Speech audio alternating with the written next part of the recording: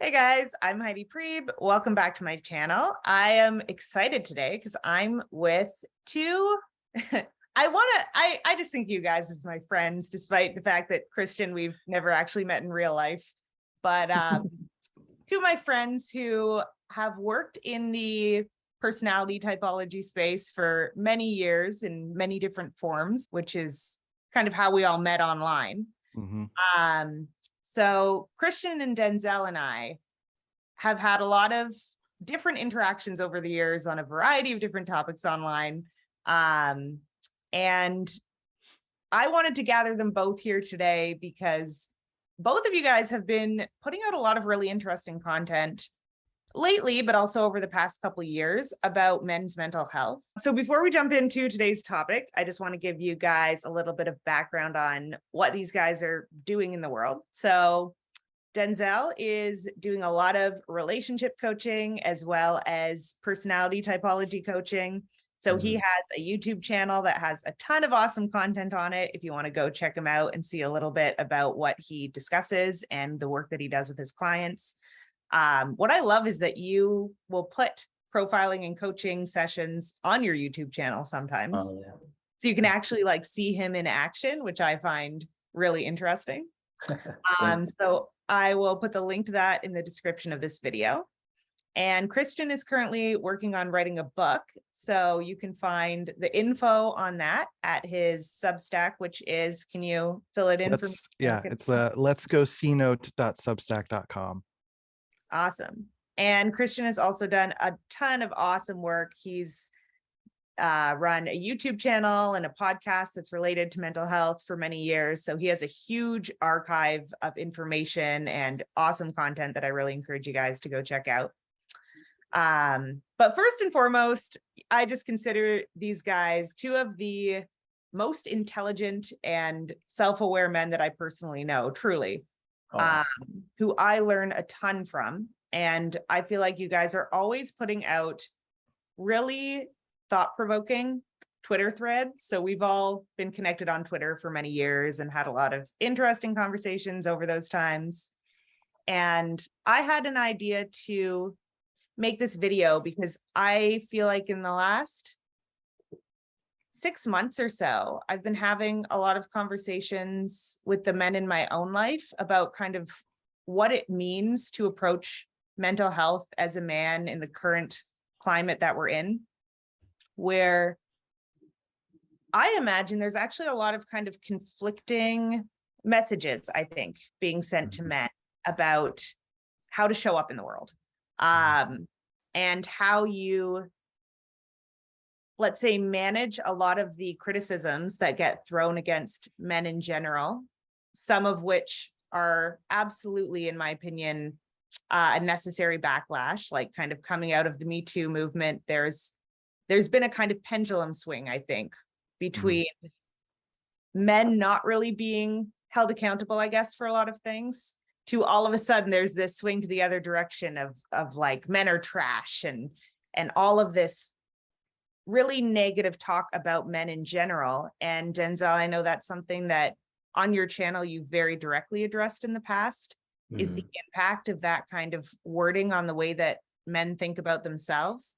And what I'm kind of interested, and I'm going to mostly stop talking and I want to hear a lot more of your guys' thoughts today than mine. But what I'm curious about is, I think I want to start with, how does that whole movement kind of impact the way that men approach their own self-concept? Like, what impact has that had on you guys?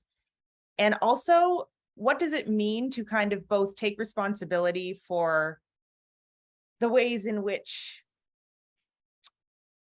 maybe men have shown up harmfully, intentionally or unintentionally over the years, without losing sight of the fact that there has to be a sense of self-compassion and understanding for which issues kind of have led to the place that we're in socially right now?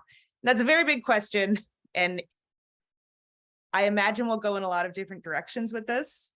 But I want to start off by asking about how that movement in particular, like using the phrase, let's say men are trash as a jumping point, what impact would you say that's had on your individual like self-concepts or self-esteem as a man, and what kind of issues have arisen out of that for you, if that's not too broad?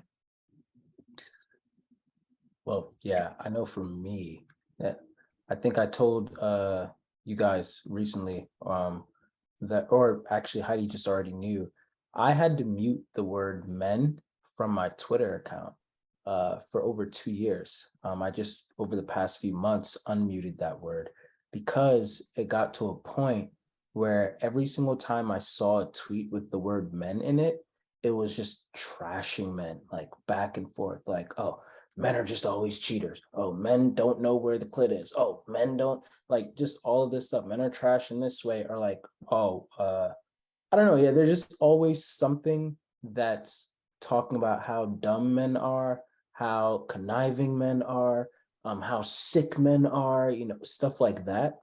And I know that whole thing around the idea of like when men are like, well, not all men.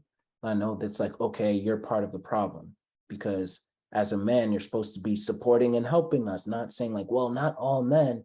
And I really want to emphasize that I empathize with women. I really genuinely do. Like to give just a tiny bit of backstory, like my father, he's still alive and he's still in my life, but he was taken away from me when I was 14, 15, and I loved him. And so after that, you know, I was forced at the age of 14 and 15 to stay with my mother and my younger sister. And I became the man of the house. Like I was taking care of them during that time. And we had to move back to the Bronx. Being women living in the Bronx is not easy. You know, there's a lot of different social cues over there, and like I had to be a protector in that sense.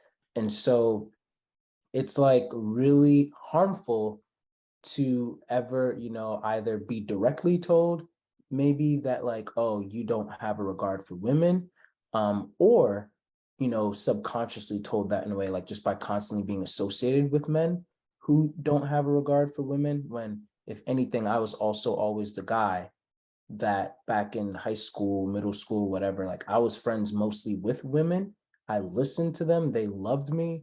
And if anything, when I was with other men and they were like dating the women that I knew, then I was the one to be like, hey man, like don't talk about her like that. Like that's messed up, you know, or I would even go to the women and be like, I don't want to, you know, trash out like on my boy, but I don't think that you should date him because he's this type of way.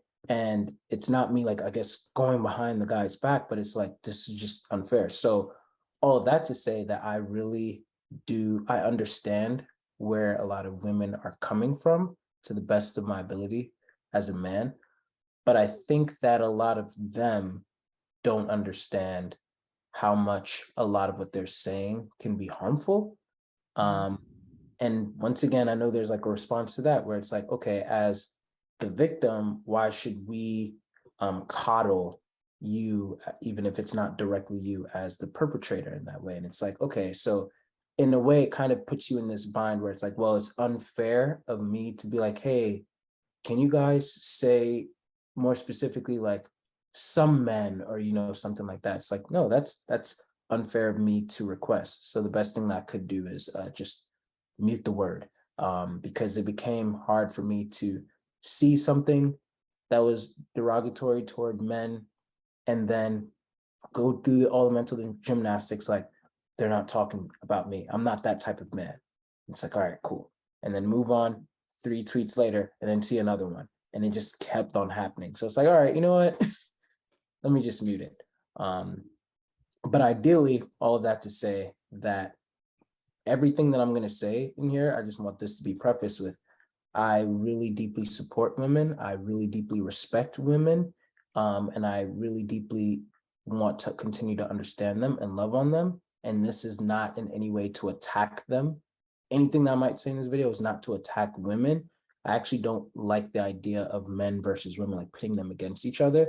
But if anything, it's, can we come a little bit more to an understanding so that we can find the best way to move forward together? it's like I'll share my experience, you continue to share your experience, and let's see like the best way that we can move like through certain things, even if it means like me putting a little bit more of whatever's hurting me like aside for the sake of the cause. Does that make sense? Yeah. Cool. I loved hearing your perspective there, and I appreciate everything you shared. And B, what I find really interesting, and like part of the reason why I'm excited to have you on this call specifically, Denzel, is you talk a lot on YouTube, on Twitter, just in general, about your friendships with other men. And I think that that's something that we don't hear a lot about. Like, there isn't a lot of conversation about how men can kind of support each other. And I think that, and I'm very curious to hear your guys' thoughts on this, but I think that like we're lacking examples of like what really strong and fulfilling and like emotionally supportive male friendships look like. Yes. And I see you as a really big advocate and someone who shares a lot about that. And I want to circle back to that, I think, later in the conversation, but I think that's a really big potential source of like support for men's mental health that would have such a net positive effect. So I love that you're already bringing up like the conversations you have with your male friends and also with your female friends about your friendships with men. Like, I just think that that's a very underrated piece of this puzzle that we miss a lot when we talk about men's mental health. And I'm also curious, and Christian, I also want to hear if you have thoughts on the first question. But I'm also curious what comes up for you guys when you hear the term like men's mental health. What does that mean to you? So Christian, I want to pass it over to you. Yeah. Whichever question is more interesting, or both. Yeah, let's see what happens. Well, first of all, I feel more comfortable when I break the fourth wall. So I'm going to start with that and say that I love being here. I love being with you both. I love Denzel so very much. I think he's fantastic. I love that basically, Heidi, everything that you're saying about what he's doing and talking about the culture and relationships between men and men to women and all those dynamics, right? Like, it's complicated. These relative dynamics that we have to consider as we navigate through life, positive, negative, and all the in between. It's a lot to express and talk about. And on my channels, like my book is about introspection. My whole everything is about introspection. I'm more introspective. I feel like DZ focuses a little bit more on the culture, right? Not that you can't be introspective or that I can't focus on culture, but that's just the trend, right? And so my channel is called Happy Chemicals. The book is called Happy Chemicals. And the podcast is also called Happy Chemicals because it's all about me and my relationship to my chemicals. And that's a relationship that we all have relative to the happenings of the outside world, right? It's like we're getting feedback from people and we're having responses to it, right? So just a 10,000 foot view, 30,000 foot view, sort of esoteric look at that. When I hear the words "men are trash," I have a new relationship to that these days because I've gone through a pretty epic introspective journey. And if you would ask me that maybe 5 years ago, maybe even 2 years ago, I'd have a very different, probably a much more triggered response. I tend to have I got a pretty strong relationship with anger. There's sort of an eternal flame in my belly that's a little bit more Enneagram related than it is just about being a man. But as DZ started to allude to, I think any generalization is wrong. And I will say that in like its most truest sense, that the only way a generalization is true is if you use the word some. And I know it's so cliche to like clap back at the idea of like not all men, and that's not what I'm saying. I'm not taking that stance. Like, that's silly and frankly immature. But the idea that women have to consider that there are probably more dangerous men that are seeking them, that are intending to respond to their chemicals based on their response to the woman walking by, than not. To reiterate that, what I mean is that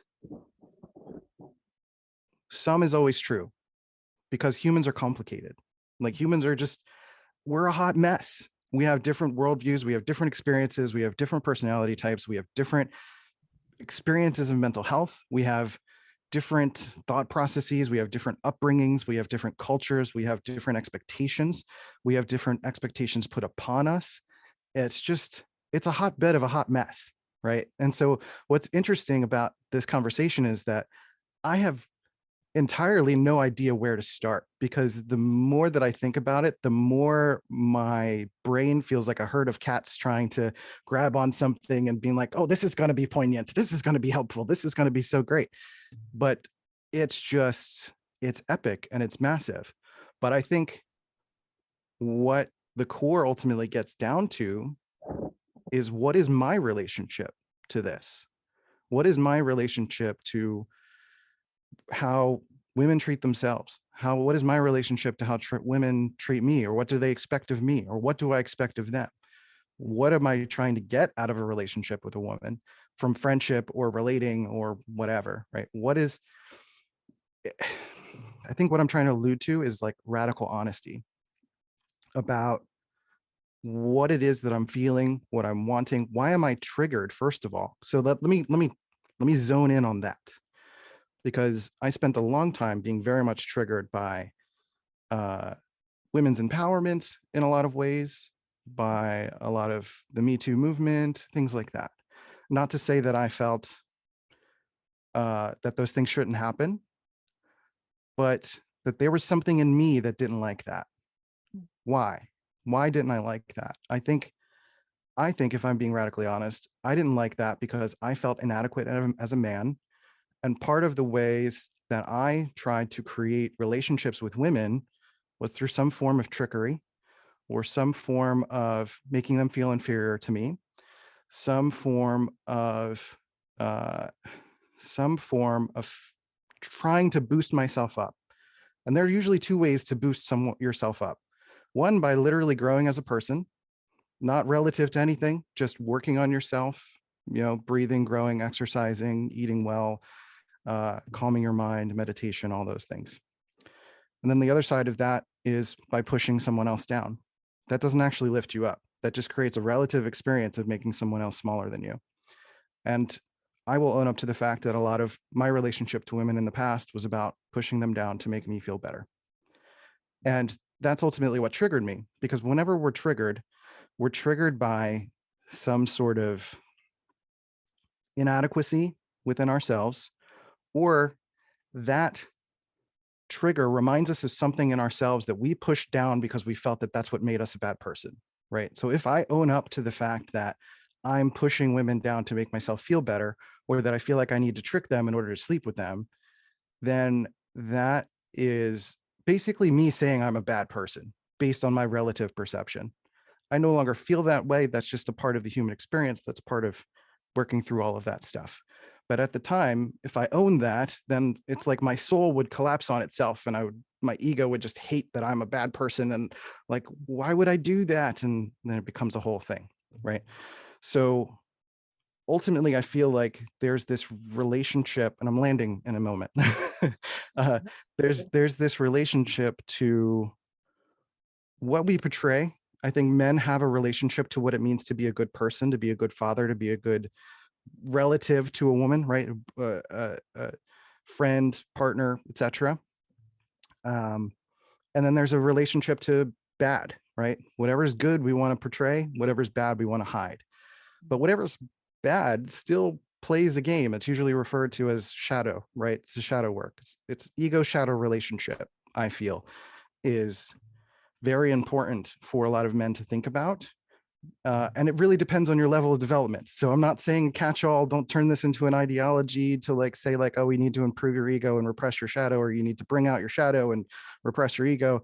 It's all relative to someone's placement in their life story, right? But all I'm trying to convey is that I think that introspective piece is, I think, where we're all trying to land at some point, is really trying to understand, to be honest with ourselves in a way that has a positive footprint on the reality around us. So to bring it home, at least for now, the idea of men are trash, to me, I'm no longer triggered by it, because it's just not accurate. Men as a idea, as a concept, as individuals, as a collective, It's just not true. It's just simply not true. Some men are trash.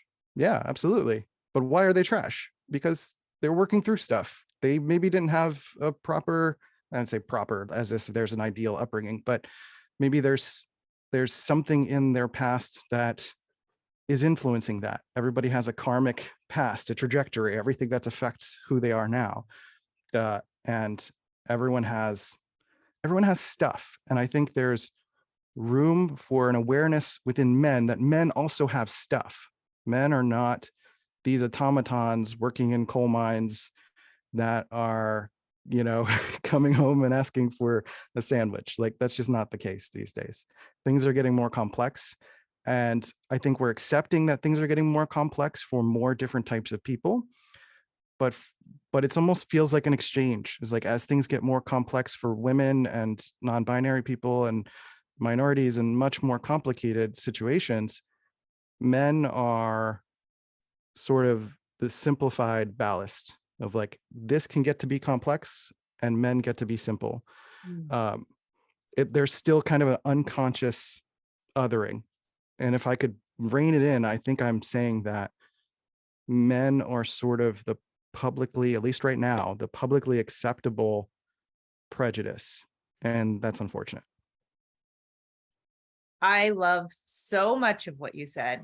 First of all, I want to appreciate you so much, Christian, for being someone who is so both honest and like, I see you as an abnormally honest person. And I imagine that comes from you being abnormally honest with yourself.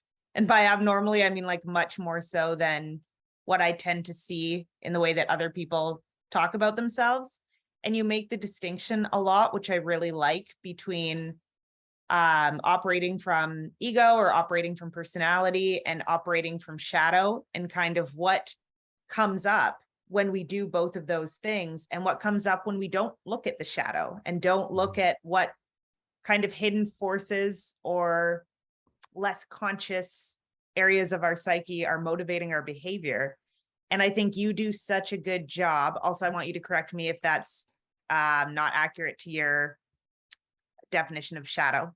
And I would like to hear more from you on that. But that's something I love so much about like following you on Twitter, just seeing the kind of conversations that you open up. It's all about not necessarily shaming or like blaming the self for the bad behavior, but just really noticing it and really being aware of why you're being motivated to act and behave and show up in the way that you are. And listening to you speak, something that kind of triggers in me is noticing that I think a lot of people don't realize when they're not authentically relating to each other. And I think that that's where a lot of this really gets messy, is when we're relating to each other from a place of ego to ego. And I would say anytime any one person is calling another person trash, whether like man, woman, non-binary, any gender, any person, when you're placing that kind of generalization on someone, you're really not looking at the whole person and what's going into even the insecurities that they're acting on. And I think that we don't get to a place where we can, I don't think we're ever going to fully solve any social issue, but where we can have shared understandings between genders, between different groups of people in general, if we're not understanding the whole picture of what's driving and motivating everybody. And I so appreciate that you go there all the time. And I imagine you to be quite critical of your own shadow. And that's, I think, inspiring to watch and inspiring for other people to like take a look at themselves in that same way. So I really appreciate that. That's already where you've taken this. And I want to hear a lot more about what you think comes up for you, I guess, in that shadow work that might be relevant to other men as well. Yeah, I appreciate that. I want to emphasize the noticing part, because it's really like when you start playing with shadow stuff, and I should emphasize too that this usually happens later in someone's development. Like in Buddhism, you have to develop an ego. They express, at least, you have to develop an ego before you can start to tear it down. And there's reasons for that. We develop an ego, we develop a sense of self, we develop a sense of what's good, what we feel we have to be to become a good person, relative to things like our personality and things that we don't necessarily have control over.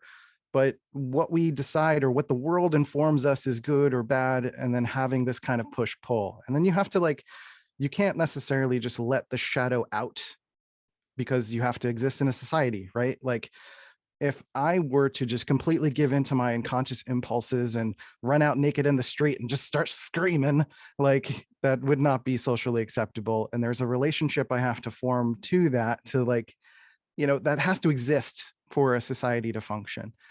But as you start to develop later in your life, and maybe you are less dependent on society in terms of getting your resources and your needs met, maybe you have your own business and go through a lot of ethical stuff, like you're getting into a place where now you can start to what I think Ken Wilber calls cleanup work, which is like going through your past and kind of looking at the places where you shortcutted, right? Like where have I taken a shortcut in my development and left things behind me in a way, like I think I've heard the expression that the shadow is the bag that you drag behind you. And as you're going forward in life, you're putting things that you feel are not going to be a good presentation of yourself into the bag, but you're still dragging it. It's getting heavier and heavier. And as you go through life and develop through life, at some point you're going to have to start picking through it and either integrating things or discarding things and having to do some work to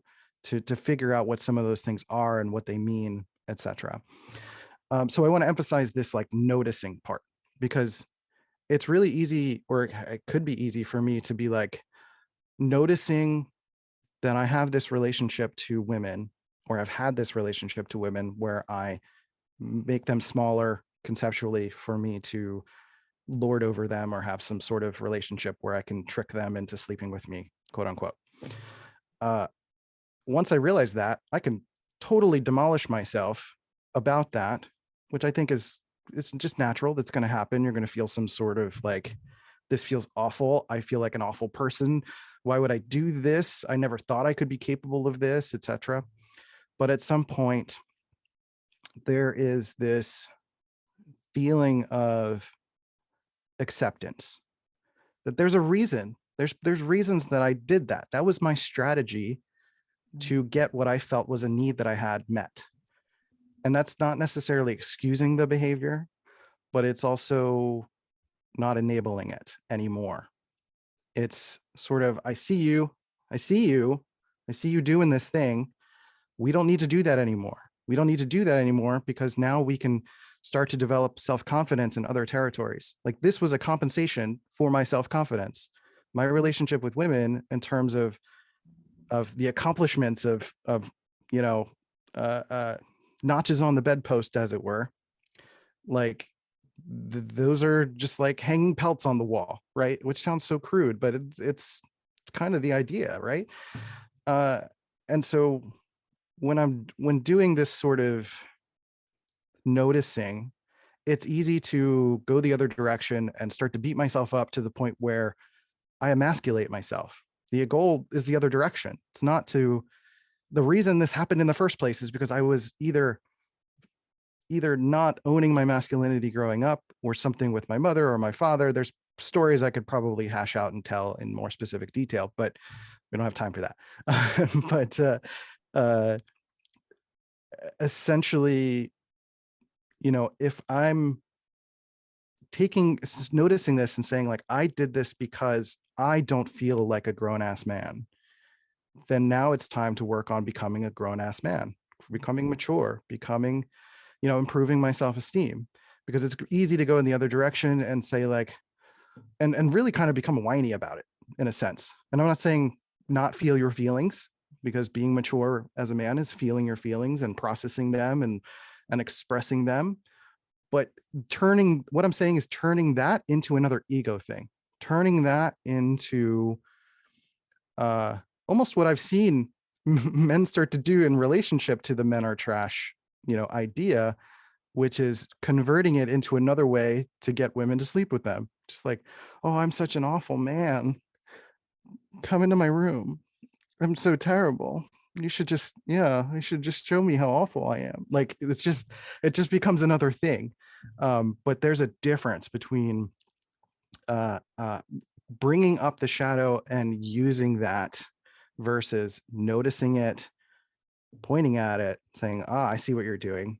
And then saying like, okay, what is this trying to tell us? What is it we're not actually bringing into ourselves? And, in my case, it was a self-confidence. It was a self-esteem. It was a belief that I'm attractive, that I can be attractive to people, that it's not an inherent belief within me that I'm not attractive, that I'm never deserving of love, of support, of relating, of sexual attention, etc. You're right. It's really just like reconstructing that philosophy within myself. Yeah, I'm going to stop or I'll just keep going forever. I feel like I could listen for a long time. So, I appreciate that. I really like that you use the term unmet needs quite a bit. And I kind of see like the conversation beneath this conversation as which unmet needs are largely going addressed, let's say, for men as a whole in society. And how does that kind of turn into this, I guess, idea that we have of men as always behaving badly or kind of this idea that men are very often just trying to put women down or trick women, as you said. I think that comes from a real place. And I think there is absolutely a similar set of, I guess, like tricks and kind of shortcuts that women take to get their needs met that they don't want to voice directly. I think the reason why it can be more difficult, I guess, for men to potentially state what they need and want directly is because there just isn't a lot of conversation around that. Like, I think women have more conversations in their friendships, just in general in society, about their emotions, their unmet needs. And I don't always think that those conversations are completely healthy or completely fair.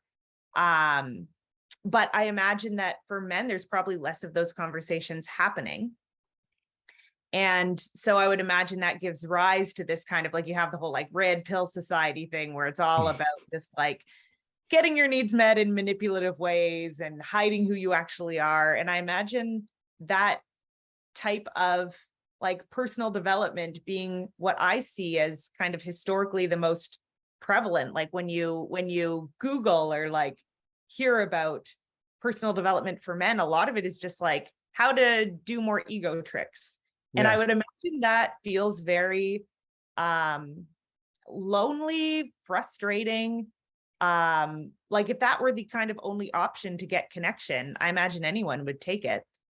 Mm-hmm. But I'm curious about what's kind of the flip side of that. How do you integrate more of what's actually happening for you and the needs that you actually have in a way that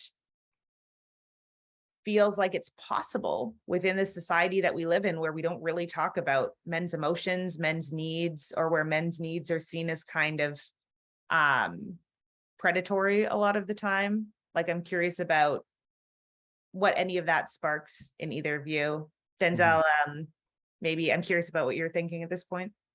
Yeah, I really, first and foremost, just loved what Christian said. Well, all of what he said, but especially about the idea of you're not lifting yourself up by pushing someone else down. You're just kind of like changing, the perspective in that way. And also his radical honesty with himself, even when it comes to like women's empowerment. I think that's huge. Like for me, I know just about maybe like a couple months ago, this was something that me and my wife, Jamila, we were talking about. Like we were just driving one morning and I don't even remember like how. It started off as a joke and then it became like a more serious conversation. But I think we were listening to a song and then a woman like who was in the song, I forgot what it was, but like she said something and then I made a comment about it. And then we were kind of just like joking at first, but then it turned again like into like something that's like, wait, so do you really think this? And boom, boom. And Jamila likes to like play jokes in a way, kind of like straw man, I guess, like, oh, so what you're saying is, and I'm like, that's not entirely what I'm saying, but to an extent, yeah. I'm not saying that I don't support women's empowerment. I'm just saying that we can empower women without pushing down men. And then she's like, but if the patriarchy is boom, boom, boom. And I'm like, I understand. I think that the patriarchy is horrible and this is that. But like, we should separate the patriarchy and the system from just men. You know what I mean? And then I kind of even related it back to like, racism in a way. It's like, I don't have any problem with Black people, me especially being a Black person, empowering ourselves, especially after all that we went through. But when I see posts that are like, yeah, Black people are the elite or something like, it's like, come on, like, what do you think is going to come from that? I don't think that Martin Luther King Jr. came and tried to get Black people to be like this over white people. I think that he instead tried to get Black people to be like this, like, hey, we are all even. And so in the same sense with men and women, I think that yes, women, unfortunately, because of men, were over here, maybe even lower due to the patriarchy. But now it's time that we lift them. And I should not be upset with women getting over here. I want that to happen. But when women, start doing this and they start doing this, then it's like, I know this is probably biased as a man, but I don't think that we should be doing that. Like, because then we're just going to keep on trying to one up each other. And I don't like one ups. Like, I think that it's really immature. And so, some like one of the examples I threw to her was like, yeah, Beyonce's song. I love Beyonce, still listen to her, loved her recent album and everything. But her song "Who Runs the World, Girls," and like I was like reading some of the lyrics off to Jamila. I'm like these lyrics are really, or like some of these lyrics are really unnecessary. And so to answer your question, Heidi, of like what do I feel when I read stuff like men are trash and stuff like that, it's kind of like I'm hearing like, oh, men are useless. Like, oh yeah, again, so many tweets that are like, ugh, like what if we just had a world without men? It's like, dang. It's like, oh, just get your vibrator, girl. Like, dang. Like, oh, we are the ones who bring birth and like babies into the world and stuff like that.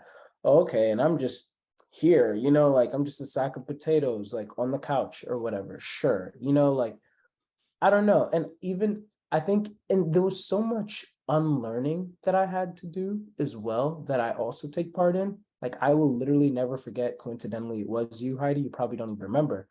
But a woman on Twitter, I learned so much from Twitter. I just like seeing all people's opinions and stuff and then being like, to get outside my own worldview.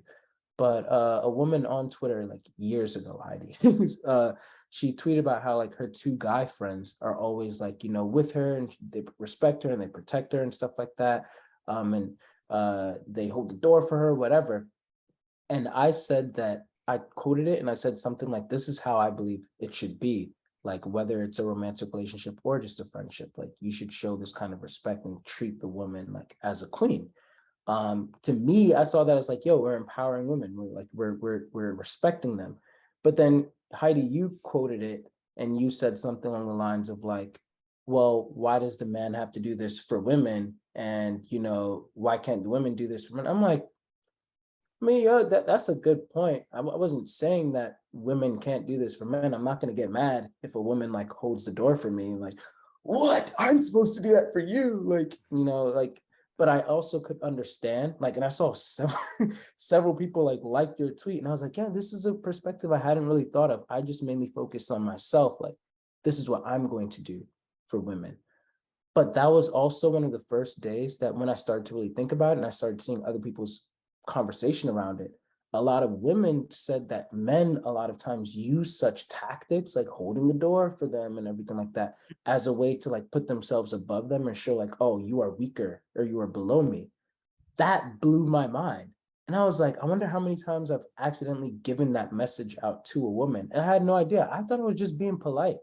And so women a lot of times, could think that maybe I'm even like hitting on them or something. And it's like, oh, I understand now why they could think that, but it really sucks that just because I held the door for you, or just because I liked your photo, or just because, I gave you this compliment that I would also give a guy. Like, I'm looking at Christian, I'm like, man, I can't wait till my beard connects like his. Like, if I tell him like, yo, man, I really like your beard or something, like, am I hitting on Christian? So Yes, you are. But Right. Thank you. But at the same time, like if you're a woman and most of the men that have said certain comments or compliments to you are trying to be like, yeah, so now that I've said this thing about your hair, Heidi, then it's like, oh, well, no wonder. And how can they tell the difference between that man and then me? And that's what I kind of meant recently, like, all of this just sucks that we've come to this point. But I want to fix that. I want us to be able to be like, yes, there are definitely men that are like that out there. But kind of like, once again, like what Christian said, I wonder how much we're paying attention to the bad apples and not like really like, how much the good ones, which, we're not supposed to reward how you're supposed to just be. But I feel like if we're in a world where it seems like most of the men are bad, then maybe we should reward more of like the men who are just how they're supposed to be. Because going back to that unmet need, a lot of these men that were bad, I feel like, again, like they're missing something from them growing up in a way. And it's like, oh, if the men who are just doing what they're supposed to do are catching stray bullets all the time, but then the ones who are not doing what they're supposed to do, they're supposedly getting what they want while still being attacked, and they're looking at the good men, and also being like, well, you're not much better off than I am, then what incentive really is there? And it shouldn't be like this. We shouldn't have to reward men for it. But I feel like that's kind of where we might have to start. And this is just me like ideating here. But yeah, so that's one of the main things that, I think about, talking about, like the men are trash thing, and then tying in like the unmet need thing. And then even lastly, like I made a video a couple years ago called Apologizing on the Behalf of Wicked Men. And what kind of sprung that video was like, again, my ignorance as a guy. I seen another tweet that, oh, what if it was like posing a question like, what if men had a curfew at 9 o'clock every night? How would you change women, or like what would that change for you women? And in my guy mind, I read it and I was thinking stuff like, oh, maybe they're gonna respond things like, oh, I guess that means I'll get ready quicker when we're going out on dates, or I don't know. I didn't know what to really think. I was just thinking along those lines, like, oh, let me take less time with my makeup because we only have till 9 p.m. I saw women commenting things like, oh, I would actually not be afraid to go to the gas station, or I could actually take a walk, or I can do this. And I was like, that broke my heart, because I was not even thinking that way. And I was like, wow, I knew that women felt endangered a lot of times by men, but like, man, like it's to like this extent. That's crazy. And it's so sad that, yeah, if I see, for example, like at the gas station, a woman needs help with something and it's at night, how does she know that if I'm approaching her to like, hey, do you need, like, how does she know that I'm not some man that's about to do something? Like, she doesn't know that. She can't help that. She has to be on guard because that's what life has taught her. And I don't blame her for it. But as a man, I also feel like that just sucks. And so that's what everything comes down to. And it's like, okay, I hope that there's a way that we can buffer this and help it in a certain manner.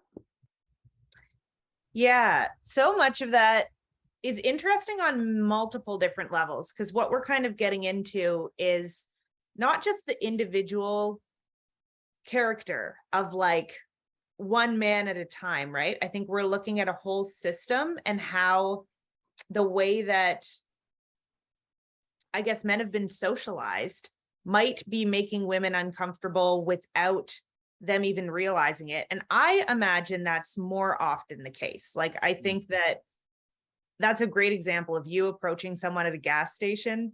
Like, if a random man were to approach me at a gas station, I'd be like, I don't know what this motive is, right? And it could be a wonderful human being who's just there to ask me a question or something.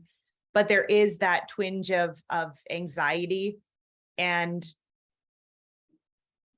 I think what's interesting is like, I've had a lot of conversations recently, I feel like, with the men in my life, because this is just, I think, a big topic at this point, like men's mental health and how the social situation that we're in at large affects it. And I think that a lot of men feel like, okay, well, I'm consciously doing my absolute best to be very fair and very kind and very considerate towards women.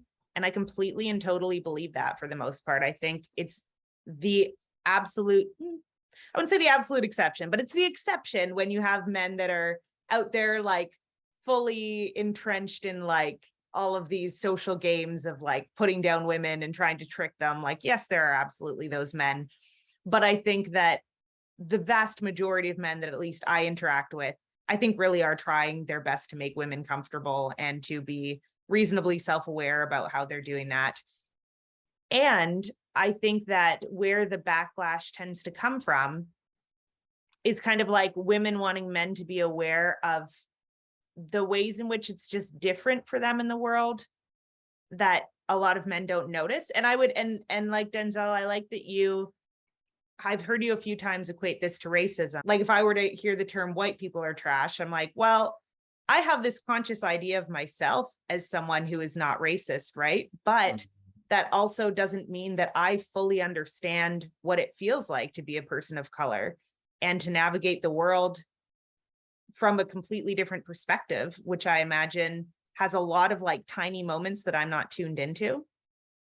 And I think that what it comes down to is like, as a woman, I do imagine that there are so many like vulnerabilities that women feel daily that men just, they don't feel the same vulnerabilities because they live in a different world. And I think you guys feel different vulnerabilities. And I think that there's a lot of anger when it comes to the way that men and women in particular approach each other. Like the more I have these conversations, I feel like men are like, well, women don't understand this about us and our vulnerabilities. And like, let's say how scary it is to approach a woman and all of these thoughts that are going through our heads about our own self-worth and how women are going to respond to us. And then on the flip side, women are like, well, you don't understand the vulnerabilities that we constantly have dealing with men.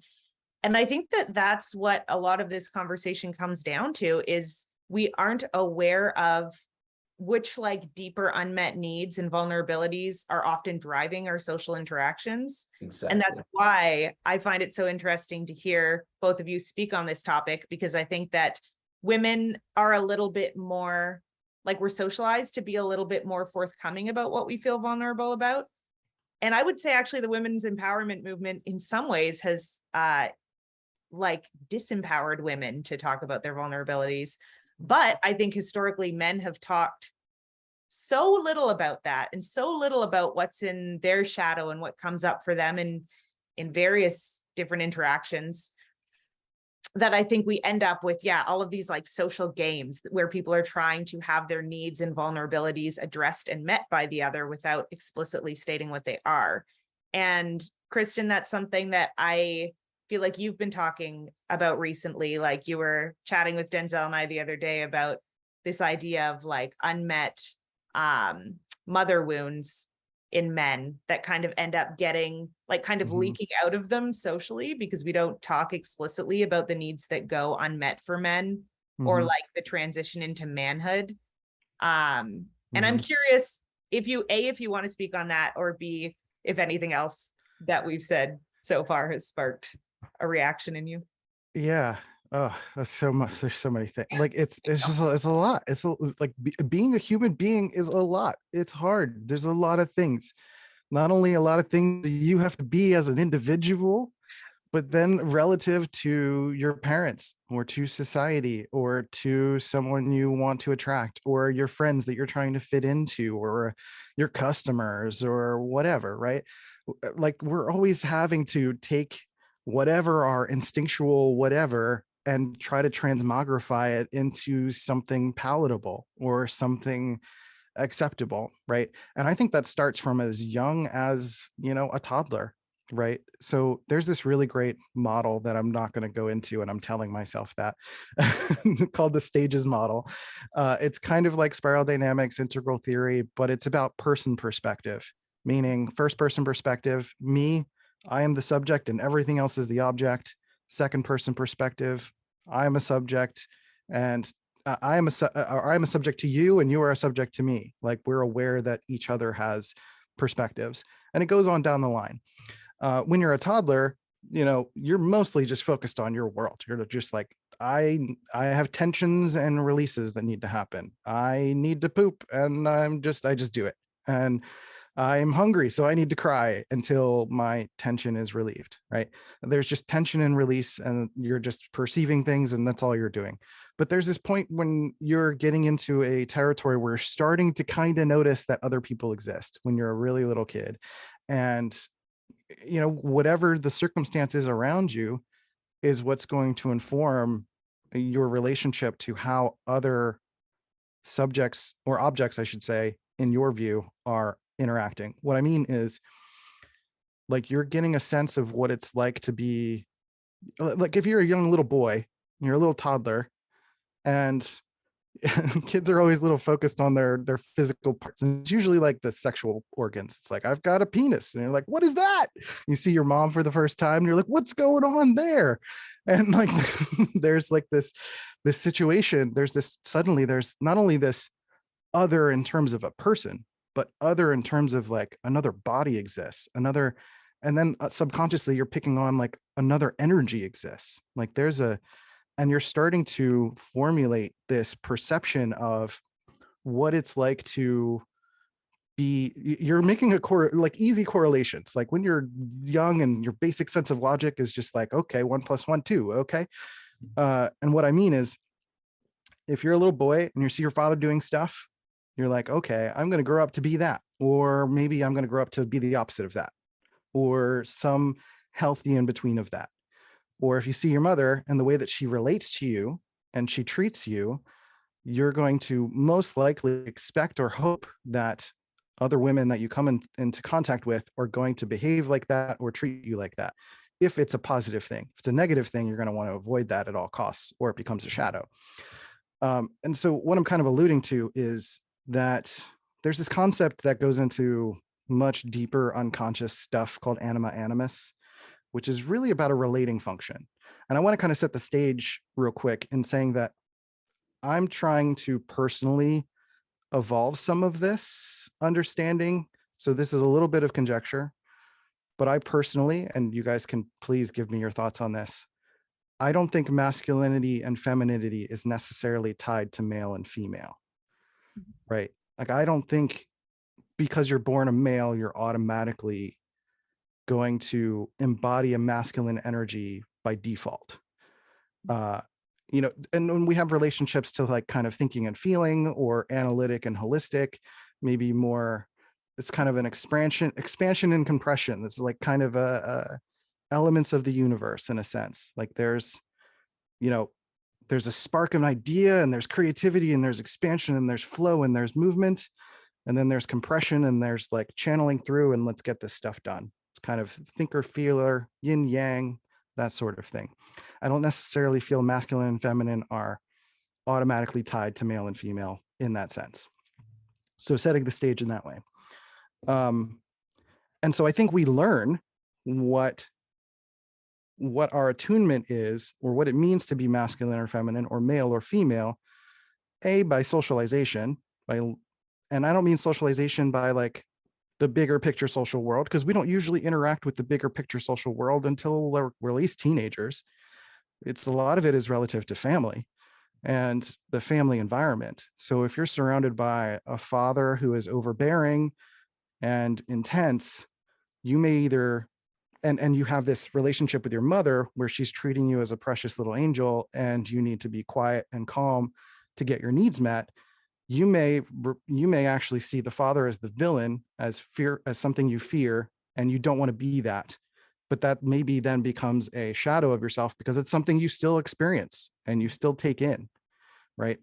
So there's things called father and mother complexes, which it's complex as it sounds.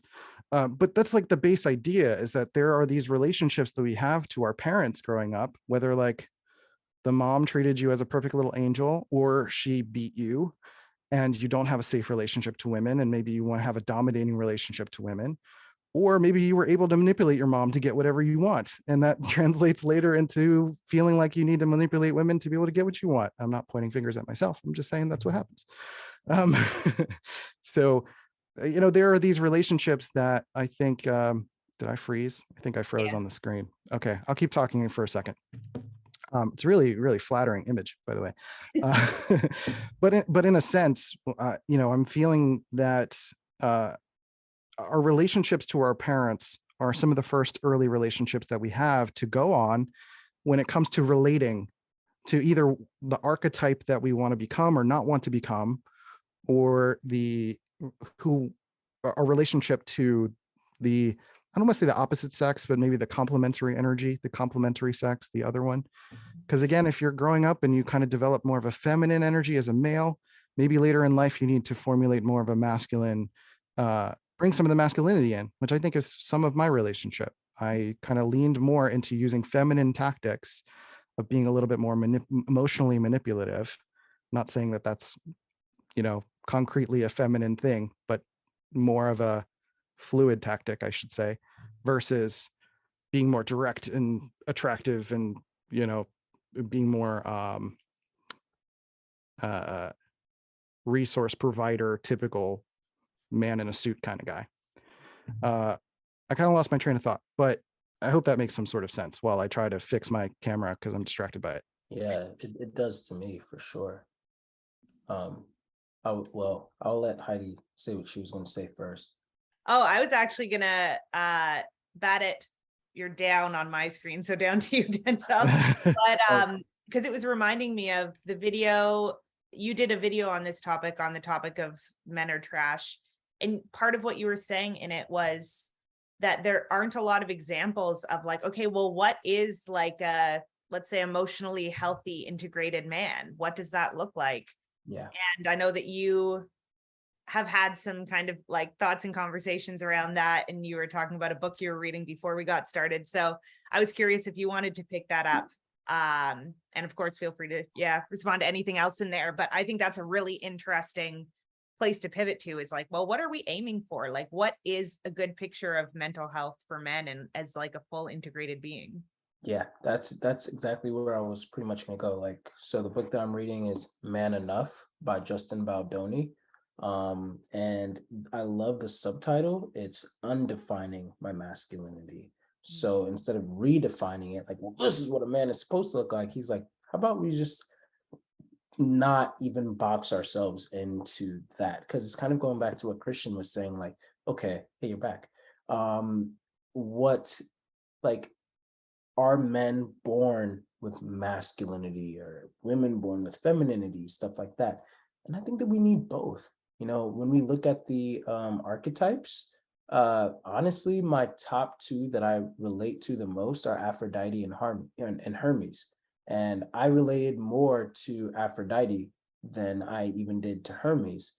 And I remember a few years ago when I first got into it, and I was being honest with myself and I identified that, I was like, oh man, like, but I'm supposed to be a man, like, and I was really like perturbed by that. And then, I've grown more into being like, yo, like, man or woman, Aphrodite was pretty badass. Like, so it doesn't even matter. And I'm still who I am. And it's for a reason. And so, yeah, like, what is a, man supposed to look like then? Like, because if nowadays, once again, going back to that holding the door and stuff like that, like, a lot of things that men thought they were supposed to look like now is a lot of times being like, like, oh, you're not supposed to do that. You're not supposed to do that. It's like, okay, well then, but then if I cry, then it's like, oh, well, now you're weak. And so, and this kind of goes into like, one of the last things I was thinking about that I was debating bringing up, but I think that we've laid enough foundation where essentially I think that women play a part in toxic masculinity. That's not, once again, to attack women, but just to help, understand and unpack that a little bit more. I think that, you know, a lot of what men become is to impress women. You know, a lot of times they're looking at women, and if anything, they're trying to gain more women and, you know, stuff like that. And it's just very paradoxical. It's like they'll disrespect women in order to gain respect from them at times, and also from other men too. But I think that when men see certain things, like women talking about, yeah, I love it when a man does this for me, or I love it when a man does that, then a man is now like, oh, let me try to do that. But then they're doing it to get something from the woman a lot of times. And then the woman's like, oh, what are you doing? And then it's like, oh, well, I thought, you know, what do I do then? And it just causes a lot of confusion there. I remember Mhm. I had vented one time on my private Twitter account about, like, just to, you know, make it still keep it like G-rated, but like there was at least like 2 women that I would like sex with in the past.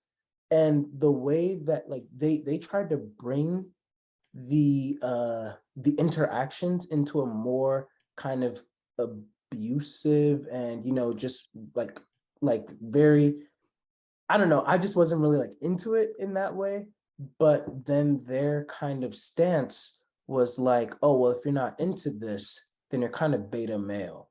Like they didn't say that like Mm. directly, but that was like what they were implying. And instead, like, you know, they would go to a man who's more like, yeah, I'm gonna choke you and I'm gonna, you know, call you a slut. And it's like, what?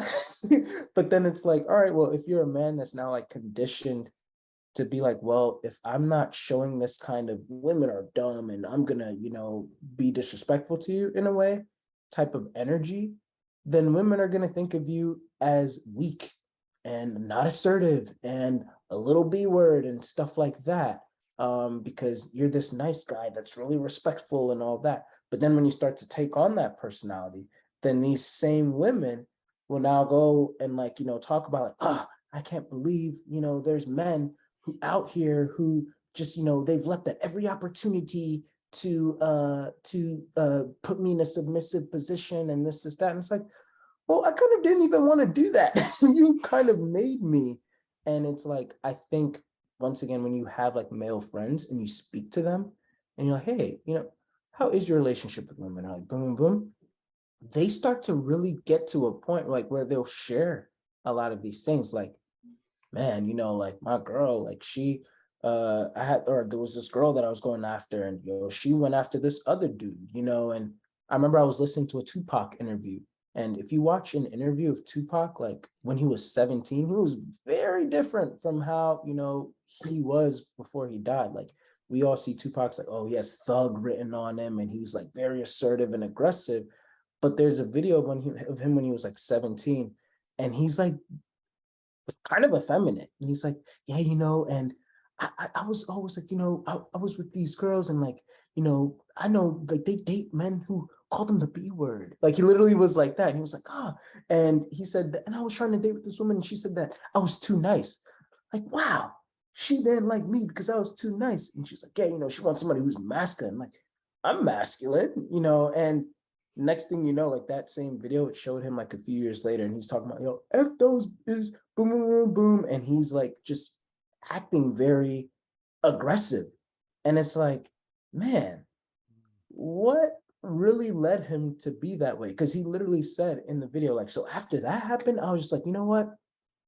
Forget it then. I'm going to be like the men that these women say that they want.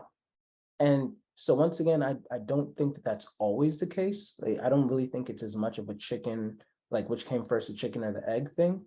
I do think that men probably start off like way back then being cavalier in this way. But then women got conditioned to like, oh, this is how a man is supposed to be like. But then they're also saying like, but I don't want a man that's like this. And so then the men who are trying to not be cavalier, they're like, all right, well, let me show you more respect. And it's what? Well, you're not being like that, man. It's like, okay, well, let me be a little bit more cavalier. It's like, oh, well, you're not being respectful. And it's like, what do you want from me?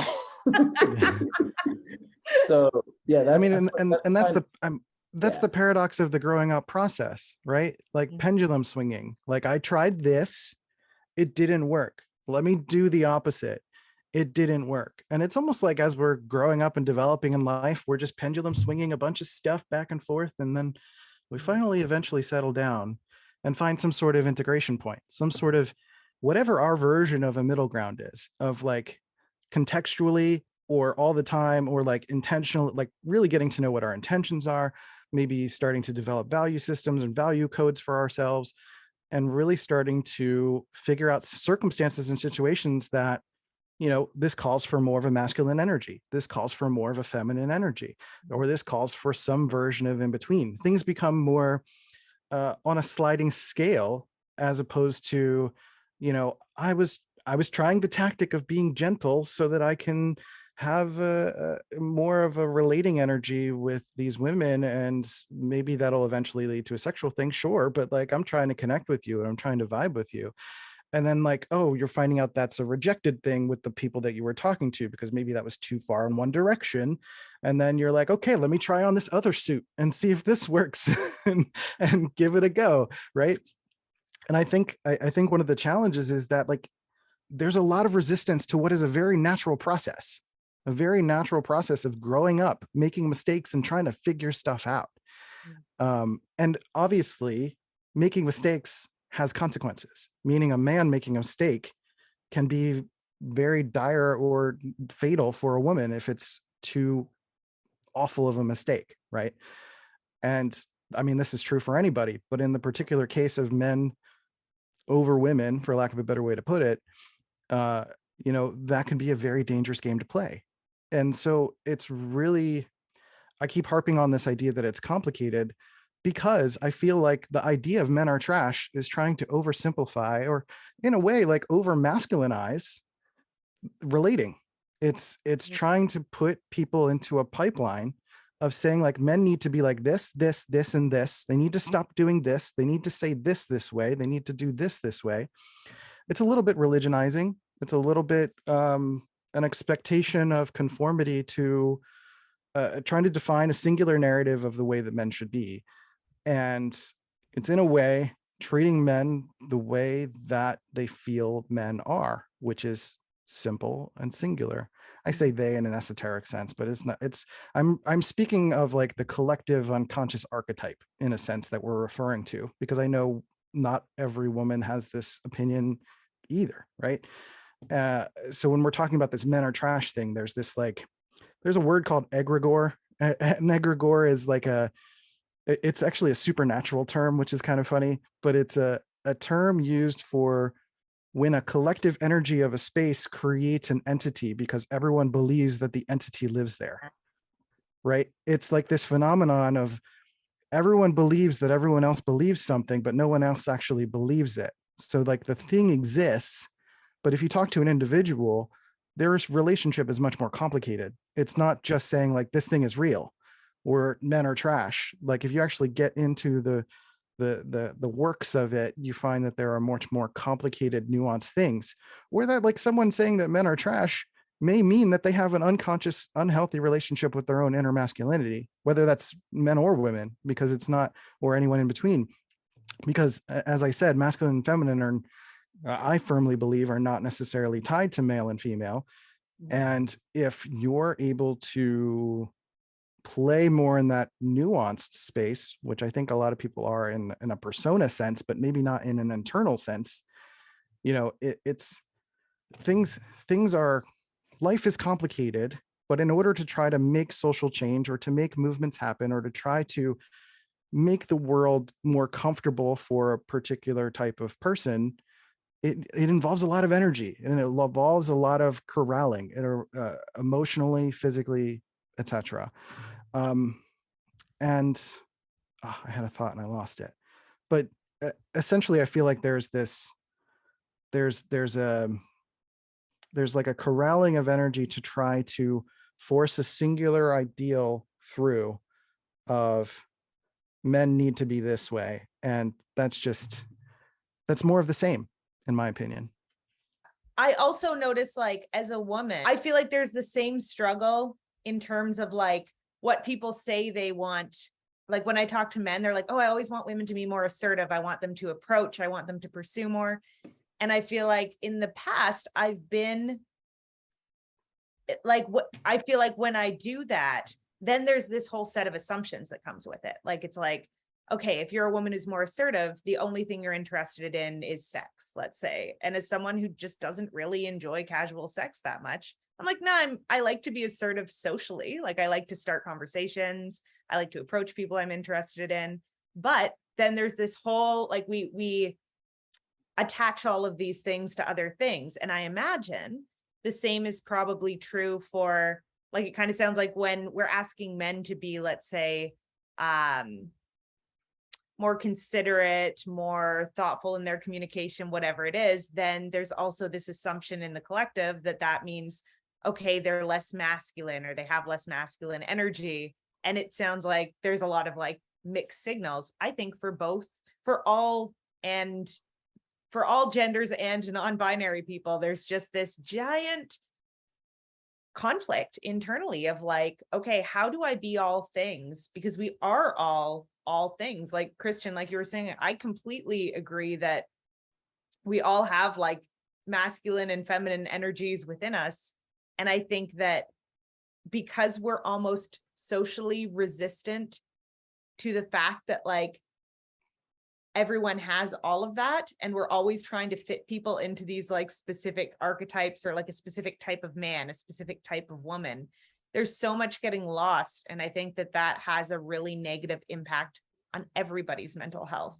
Like when men can't be both masculine and also vulnerable, when women can't be both assertive and also feminine, like there's so much that gets lost and that we stop communicating to each other because we're all trying to like fit into what we think other people want us to be. Mhm. And then we can't like authentically relate. And I think that that's where a lot of this ends up devolving into these like really intense criticisms of other genders or other like social roles, I guess, that we want each other to play, is that we just don't have the ability to hold space for all of it. Yes. Mhm. Yeah, Yeah, and I feel like that's where it all comes down to. Like, as of right now, I don't think that we actually have a solution. I totally. think that, long term, the solution would be like, let's be clear on what do we actually want as a collective, maybe to expect from a man and to expect from a woman, but then also hold space for when they're not bringing that and Mhm. understand like why. But to actually define that as a collective is like, that's going to take a really long time, and in order to even get there, the first step is kind of what we're doing now. Like, well, let's first make it clear how we've been trying to be these things for each other and just keep on missing each other there. And Mhm. then we assign ill intentions onto the other. And then we get mad and then we retaliate defensively. And then that just causes even more of a problem.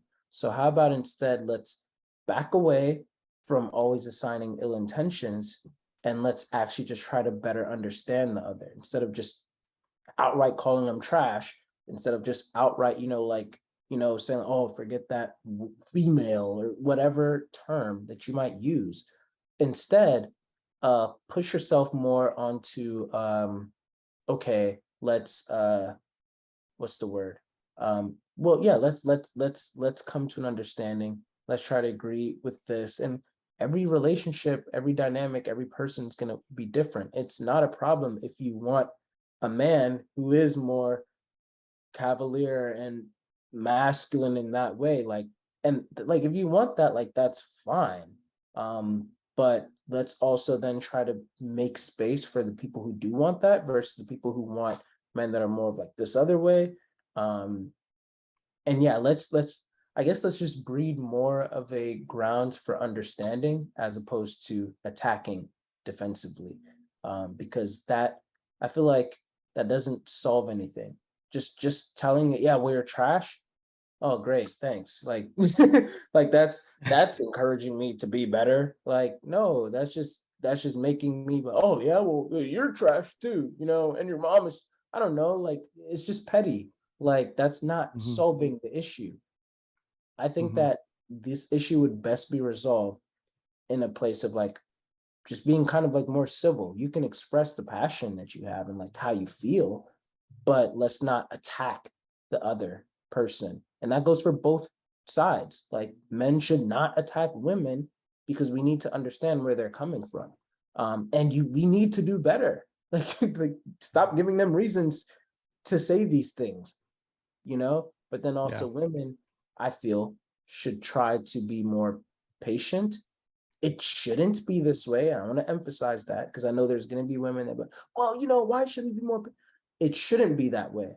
But if we actually want a solution, I think that we need to do what it shouldn't be, which, you know, is the same thing. Like, you know, again, like going back to race, like with Black people, I see a lot of, like, you know, Black people, oh yeah, you know, well, we shouldn't have to educate white people on, you know, this, that. And I tell those same Black people, like, well, you're going to be the same person who gets mad when a white person goes to Google to find their answers. And then they start, you know, spreading more of this information because you didn't educate them. Yes, we shouldn't have to educate white people on our experience or whatever. But that's what it is. This is what reality is. So if we want this problem to stop, then stop with we shouldn't have to's and just do it. Yeah, I think an important principle for me personally that I think is I'm still testing if it's valuable for others, but is this idea of seeking and supporting sovereignty within myself and others. Like, I feel like if there's an ultimate goal that I have right now, it's that in every situation I'm in, every person I'm talking to, or every system or context, I'm hoping to seek and support sovereignty, meaning that everyone is in some sort of process. Everyone is in some sort of stage. Everyone is in some sort of level. Everyone has a personality or an avatar or a persona or growing up work to do. Everyone's in some sort of complicated prison of their own making. And in my mind, I feel that, first of all, peace takes a lot of work. Peace is always about the outer world. When we have conversations like these related to masculine and feminine dynamics, race related, sexuality related, etc., there's always some relationship to, like, what is the solution? What leads to peace? And like, what does that even mean? What does peace even mean? Like, it's a utopia. It's like, it's an ideal. It's a part of a reality that doesn't actually exist. Like, to me, peace is sovereignty. It's everyone being able to navigate the world the way that they need to, without impeding on other people's sovereignty, right? Like, someone who's at a gas station trying to fill up their gas tank, like, supporting sovereignty is helping them out if they need help. Like, oh, I'll go talk to the gas station attendant. Instead of coming up to them, maybe go talk to the gas station attendant, and, you know, maybe someone official can come and help instead of you.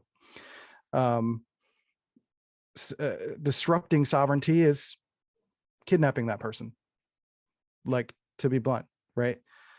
I think, you know, the idea of what is considered criminal, what is what is considered criminal gets infected by ideologies all the time. There are things that people go to jail for that are legit, like, have impeded on people's sovereignty and their own sovereignty. And then there are other situations where people didn't harm anyone by selling weed or something like that, and then now they're in jail, and that's nonsense, right?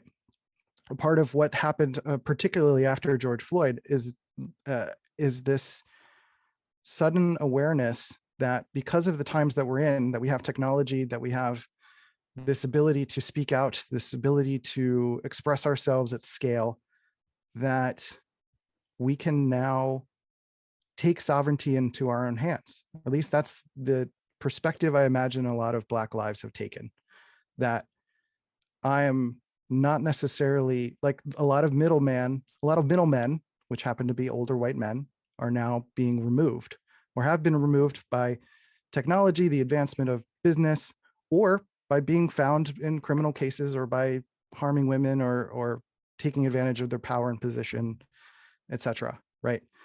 Anyone who has been impeding the natural flow of the rhythms of society and sovereignty, they're getting weeded out.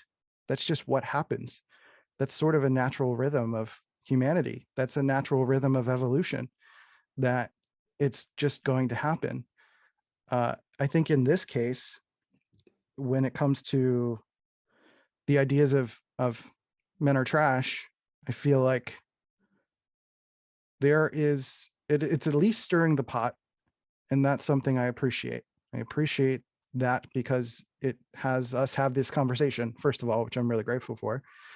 And second of all, it maybe makes men consider a lot of like, what is the avatar that they should be wearing? It kind of depends on your stage of development, what that means. Like, for someone who is a teenager who's trying to figure out what their favorite color is, what their favorite anime is, what kind of hairstyle they want, they're trying on different avatars to see what is acceptable, what gets them what they want, gets them where they want to go, gets them to fit into the society that they want to be fit into. And then someone eventually transmutes into like a vocation, right? Like, I'm a carpenter, I'm a weed whacker person. I don't know jobs. But and then you've got different avatars that like Myers-Briggs starts to come into with like self-discovery in terms of like business and like, how do I become a person that sells things, and how do I connect with customers and things like that. And then there's archetype work eventually where you're starting to understand like, what are these inner energies within myself, right? And I feel like when I talked about, the toddler, right? And this toddler feeling this tension or release, that doesn't go away. Anytime we're developing as a person, everything that we've taken from childhood is still within us in some sense. It's a matter of whether we use it, repress it, or integrate it, right? And I feel like in a lot of ways, what Denzel was talking about with reactions, like these chain reactions, essentially, this massive rippling effect, is that we're doing it to ourselves all the time. It's just a natural part of being a human, is that we're causing our own chaos constantly by reacting and being uncomfortable all the time. Like, I imagine that there are people laying in bed by themselves, not looking at their phone, and they're thinking about like, oh, the fucking patriarchy. And it's like, you're in bed by yourself. Why is that torturing you? It doesn't need to torture you right now, right? Like, you are not the egregore. You are not the wave of what's happening. There's a separation that I think is healthy that kind of needs to happen.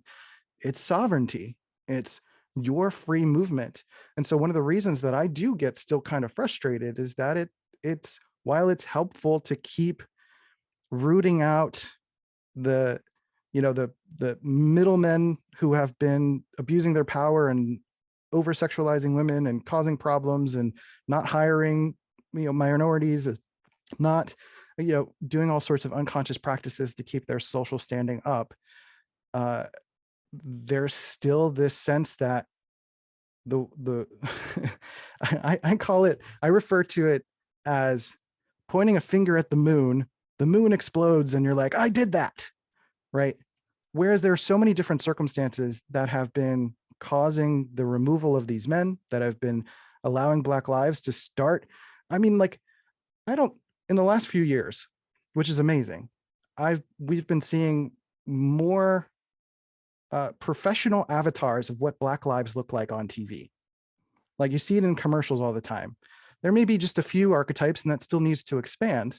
But you get kind of like the light-skinned woman with the curly hair, and there's that avatar. There's some avatar starting to form that becomes socially acceptable. And I think part of this, all of this, is just like not acknowledging that there has been and is progress happening. Because not only that men are trash, but there are people saying everything is garbage. The world is a dumpster fire. Everything's going to fall apart. The global warming, which are things that are serious and we need to consider. But the fact that like, everything's incredible. Like, you can lay in bed and you could breathe. What? Yeah, instead of just hopping on Twitter and finding all of the tweets of how many men have been raped, how many women have been raped and stuff like that, like, you are attracting that. That is happening, and that's so sad. It's terrible. I'm not saying that it's that we should disregard that, but if that's all that you're focusing on, Twitter has an algorithm. That's what it's going to continue to feed you, and it's going to continue to give you this notion of just how terrible the world is when, like, yeah, so yeah, I'm right there with you. Like, gosh, like just laying in bed and just thinking so much about this. This is an issue. It's bad, Mhm. but there's also so much good. The good should not cause you to ignore the bad, and the bad should not, like, you know, how egregiously huge the bad is should not make you be like, well, I'm just not going to do anything. Mhm. But I think that there's an extreme that both like parties tend to take, and yeah. And there's a reason I brought up sovereignty, because for me, sovereignty is how I define goodness. I think like goodness can become this esoteric thing that we don't really take the time to define for ourselves.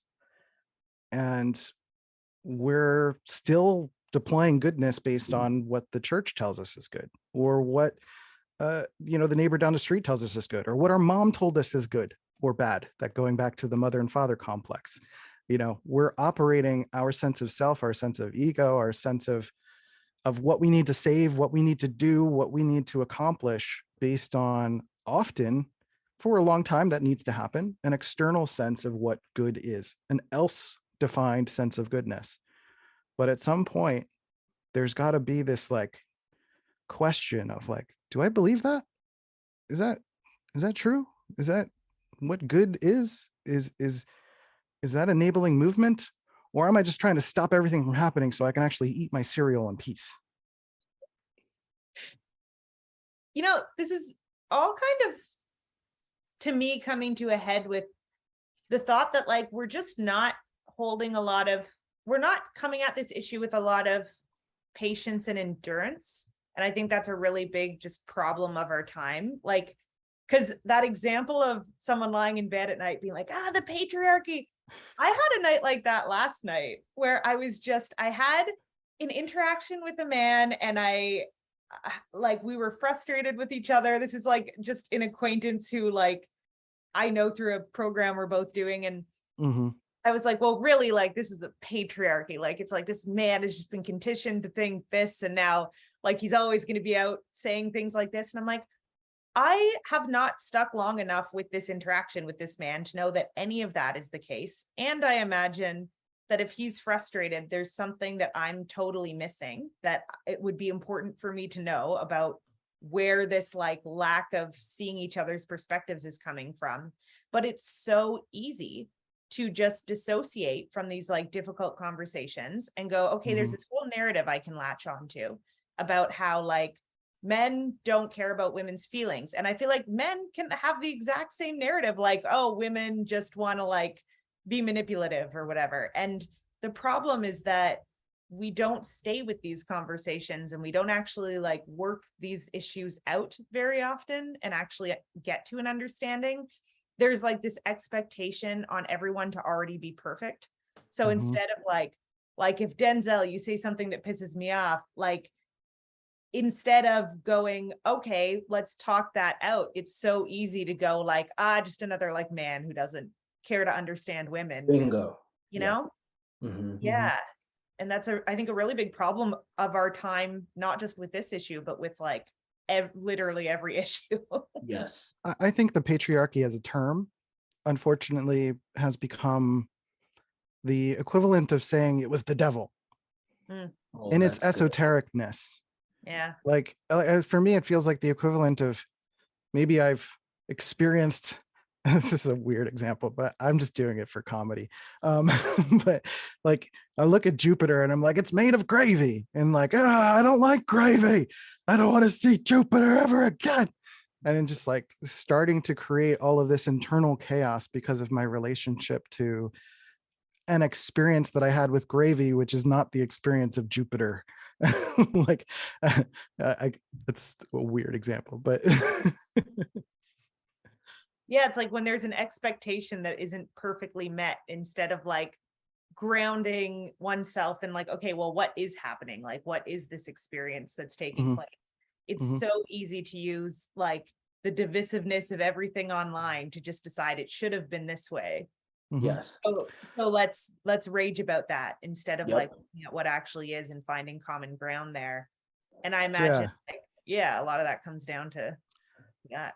So I want to offer something that I think could be helpful for at least like whoever's watching can be from whatever different perspective that you have. But I feel like there are a couple things to consider when you're like when we're talking about this concept of like the patriarchy or some esoteric finger pointing, like there's there's like an automaticity to that, right? Like we're reciting things that are it's almost like we're tapping into the egregore, and it's like putting on the egregore mask and we're like the patriarchy and this, it's like we're hiding how we really feel on a nuanced, detailed level in favor of putting on the egregore's face, right? We're taking on that persona and living with that persona privately in our own home instead of really getting to know how I really feel about this particular person or this particular situation or these people that I've interacted with or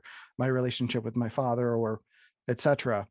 And not allowing for ourselves to play the game of life at all, right? So like there's this concept of in growing in personal development, there's grow up, wake up, open up, clean up, and show up.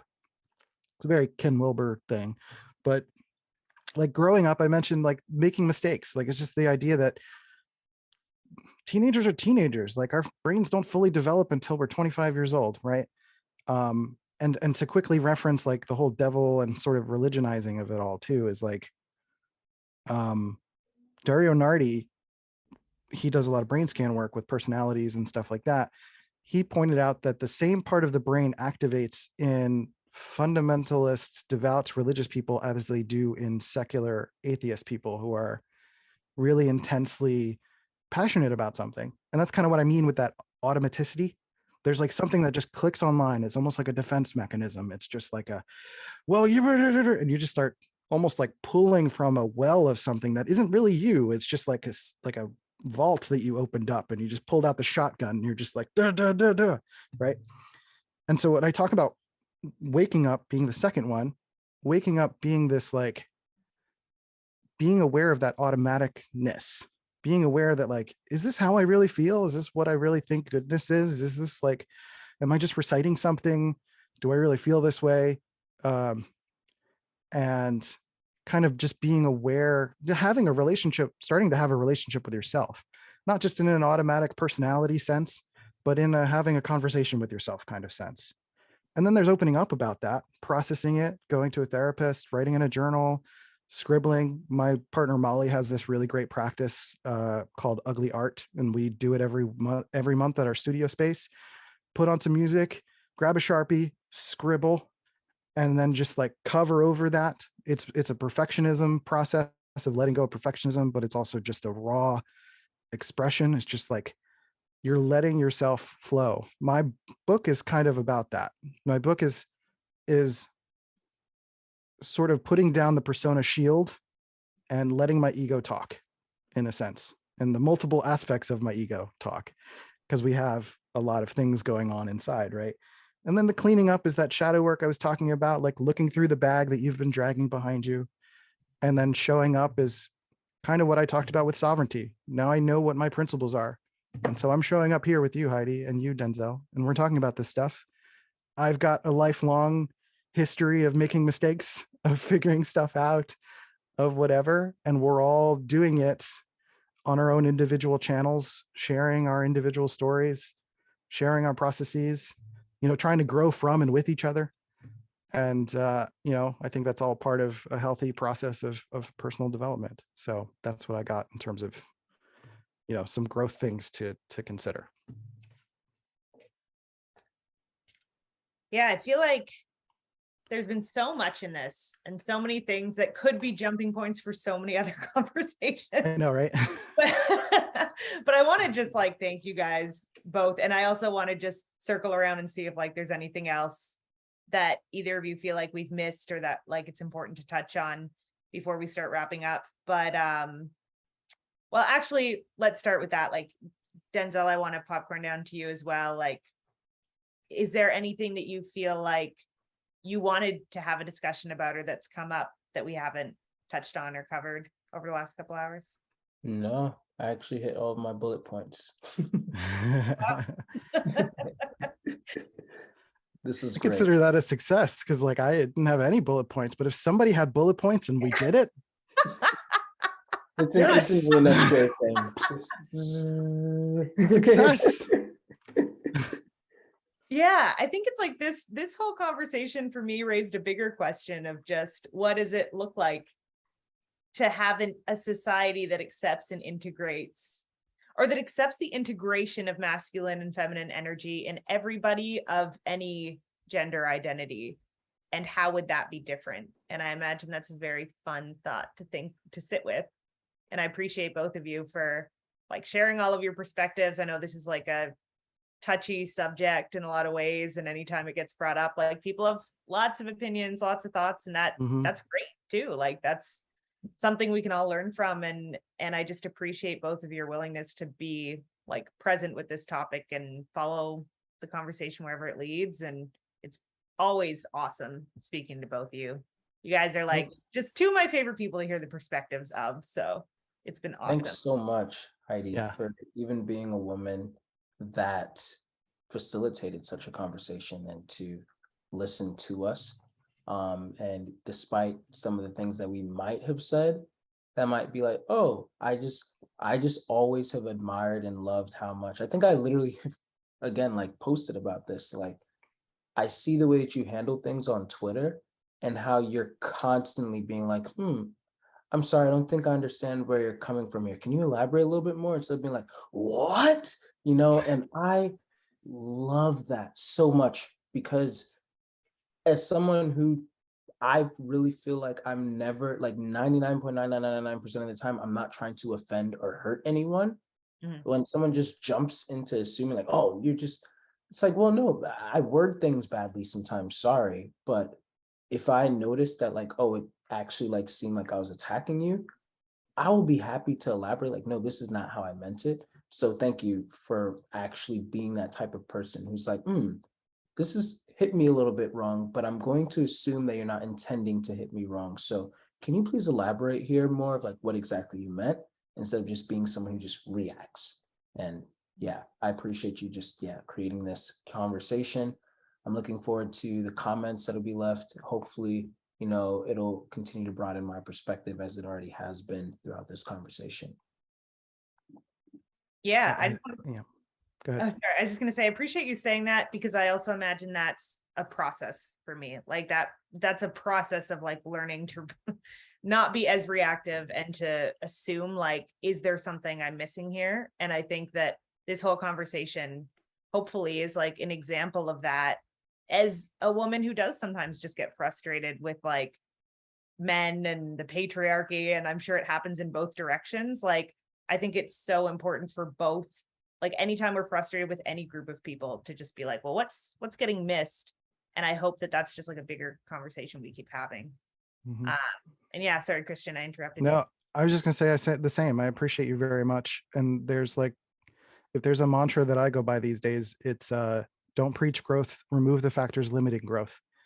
And I think that often requires a lot of just demonstrating and talking and having conversations. Like, I don't expect everyone to watch this and change because they've watched this. There are plenty of people who aren't ready to have this conversation. There are plenty of people who maybe will start hearing me talk in the first few minutes and make an assumption about, where I'm coming from, or where Denzel's coming from, or where Heidi's coming from, or, like that's just going to happen. Yep. It's just like part of the process. And I think accepting all of that is just what we're all here to keep doing. It's a hot, wonderful, delightful mess, and I appreciate being a part of it with you guys. That is a beautiful closing statement. Could not have come up with anything better than that. So I'm going to put links to these guys' channels and websites and just places where you can go find them online in the comment section of this video. It's been awesome talking to you guys as always, and just really appreciate the time that we spent on this topic.